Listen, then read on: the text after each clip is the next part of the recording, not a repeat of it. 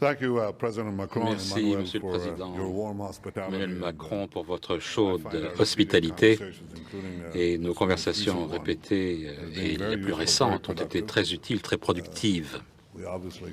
Nous ne pouvons pas débattre de tout, de ce que nous avons dit en privé et le dire en public, mais nos échanges sont très importants pour faire progresser la sécurité, la stabilité et la prospérité de notre région, à l'évidence, pour aider nos deux pays aussi à progresser vers l'avenir dans des domaines tels que la technologie, la science et la culture.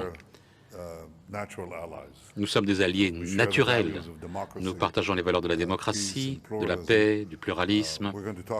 Nous allons parler de la culture aujourd'hui.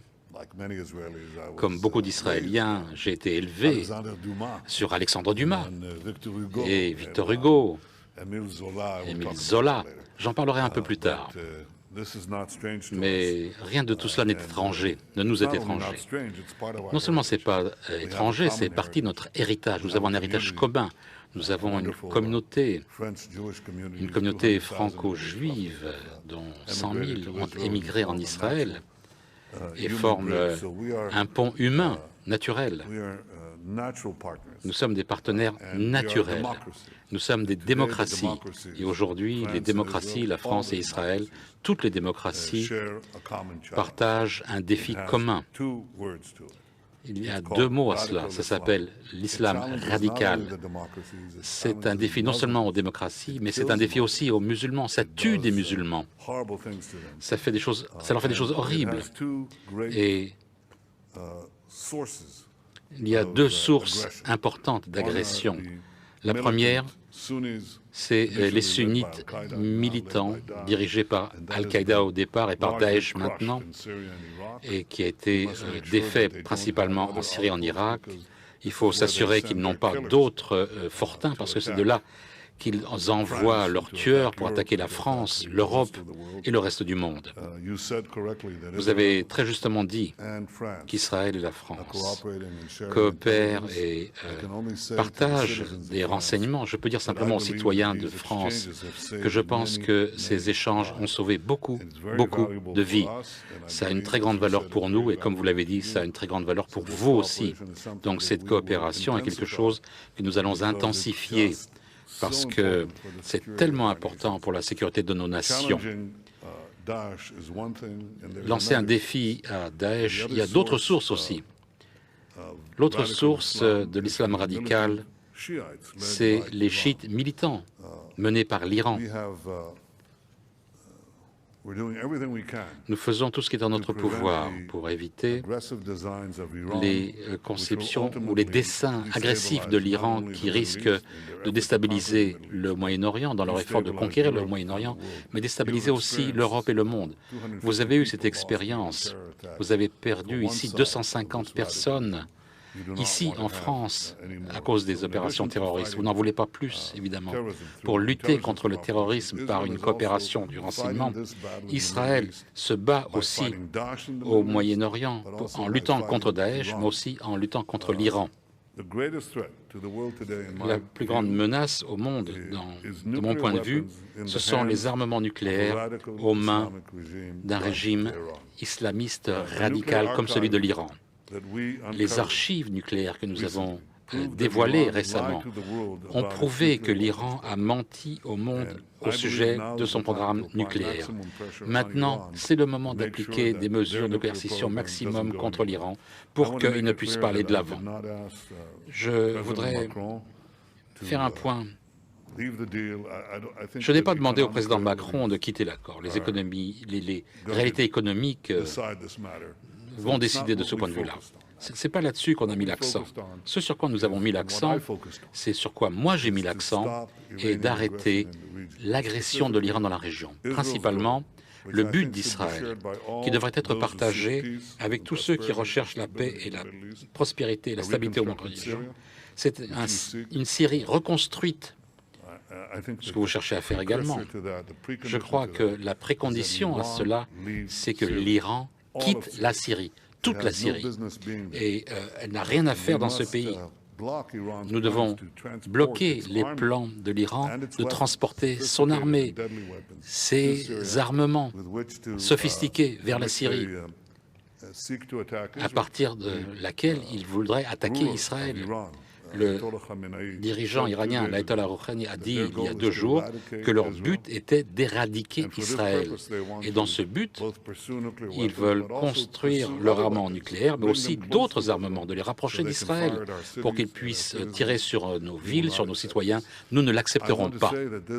Je voudrais dire que cette position, je pense, est partagée au Moyen-Orient, pas seulement par les Israéliens, mais par beaucoup des pays arabes qui se sentent menacés par l'Iran. La chose la plus simple, la chose la plus directe et la plus nécessaire sur laquelle il faut se concentrer présentement, c'est de faire que l'Iran quitte la Syrie. Je voudrais dire quelques mots sur Gaza. Ce que vous avez vu au cours des dernières semaines ne sont pas des manifestations pacifistes. Ce sont des émeutes violentes organisées par le Hamas. Ils utilisent des boucliers humains pour mettre en place leurs terroristes. Ils veulent kidnapper des Israéliens, ils veulent assassiner des Israéliens. Et ces manifestations sont organisées par le Hamas, payées par le Hamas. Et ils cherchent à pénétrer de force en Israël, capturer des civils ou des soldats à côté de la barrière, à quelques mètres de la frontière. Ils brûlent nos prés, nos champs. Ce ne sont pas des civils. Et un jour, lorsqu'il y a eu le plus grand nombre de victimes, 62 victimes, le Hamas a dit ouvertement que 50 sur les 62 étaient des terroristes du Hamas. Nous avons leurs noms, nous avons leurs photos. Ce n'est pas ce que cela semble être.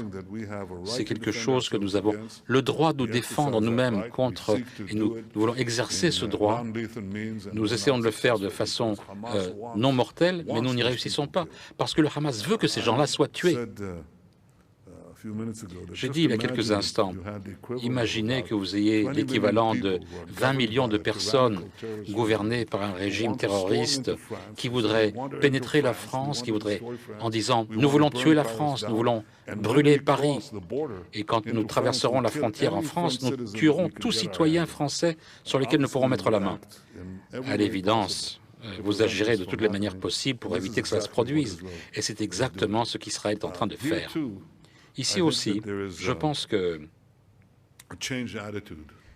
il y a un changement d'attitude dans certaines parties du monde arabe qui se produisent parce qu'ils le comprennent. Ils en ont assez de cette guerre contre Israël. Ils en ont assez de ces tentatives de détruire Israël. Ils comprennent qu'il y a un partenariat potentiel avec Israël pour la sécurité contre l'Iran et contre l'islam radical, d'où qu'ils viennent, mais aussi pour un meilleur avenir, parce qu'ils croient que ces pays arabes croient qu'ils peuvent rejoindre, avoir de la technologie israélienne pour avoir de l'eau, de l'agriculture, de l'air pur, pour avoir des systèmes informatiques, la santé, toutes ces choses sont possibles. Et je crois que vous devriez savoir que ça se produit sous la surface des choses. Il y a des changements. Je crois que finalement, c'est le meilleur espoir pour la paix. Il faut affronter les terroristes et les extrémistes, mais en même temps, il faut saisir les opportunités pour faire progresser un nouvel avenir, une vie meilleure. Et ça se produit. Ça se produit maintenant, pendant que nous parlons ici. Ça se produit au Moyen-Orient.